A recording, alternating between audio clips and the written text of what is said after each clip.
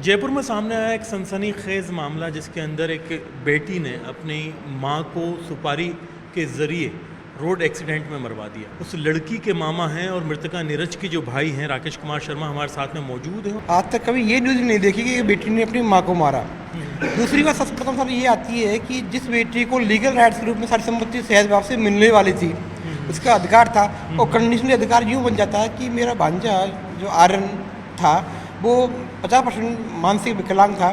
तो सहज नॉर्मल रूप से उसकी प्रॉपर्टी उसी की थी, तो उसको मानने की आवश्यकता नहीं है। जो लीगल राइट्स उत्तराधिकार के रूप में उसको मिलने वाला, उसकी उम्र 23 वर्ष की तो हो गई थी,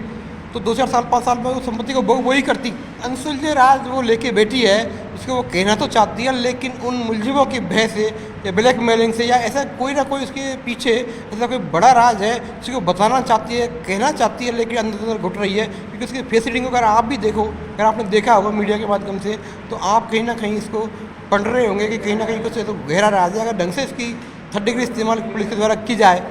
लड़की के साथ में या अन्य मुलजिमों के साथ में, तो और राजा ने ऐसे कई राज उजागर होंगे जिनको हम और आप नहीं जानते। 3rd डिग्री से ये राज खुल सकते हैं जो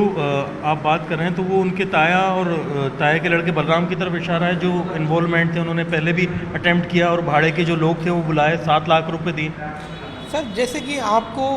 पुलिस वालों के माध्यम से जानकारी मिली है, विभिन्न न्यूज़ चैनल के माध्यम से जानकारी मिली है कि हेमंत जो पकड़ में आया था, जैसा कि उसने बताया है कि मैं प्रथम आया था, 2 महीने रखी की, इनको कुछ चलने का प्रयास का, सफलता मुझे नहीं मिली, फिर उन्होंने दोबारा मेरी फिर उंगली करी है, फिर मेरे को उन्होंने बुलाया है, फिर उन्होंने मेरे को मारने के लिए इन्होंने फिर मेरे को प्रेरित किया है। बाद में मैंने 7-8 दिन की रेकी करी है, गाड़ी ली है, साल ली है, हमने इस तरीके से प्लान बना करके वैसे तरीके से मारा है। सबसे प्रथम बात आती है कि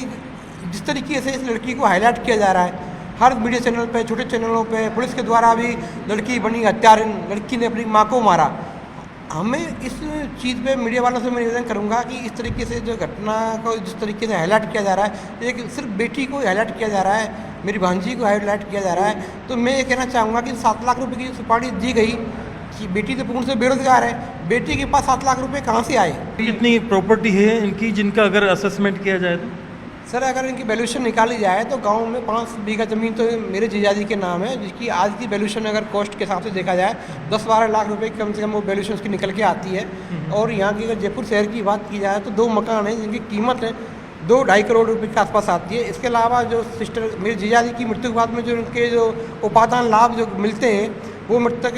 को मेरी सिस्टर को नहीं मिल पाए, क्योंकि भांजी ने उस पर पिटीशन लगा के हाईकोर्ट में विभिन्न याचिका करके उनको रुकवा दिया गया, तो विवादित हो गए। तो कम से कम 70-80 लाख रुपए का फंड वो है।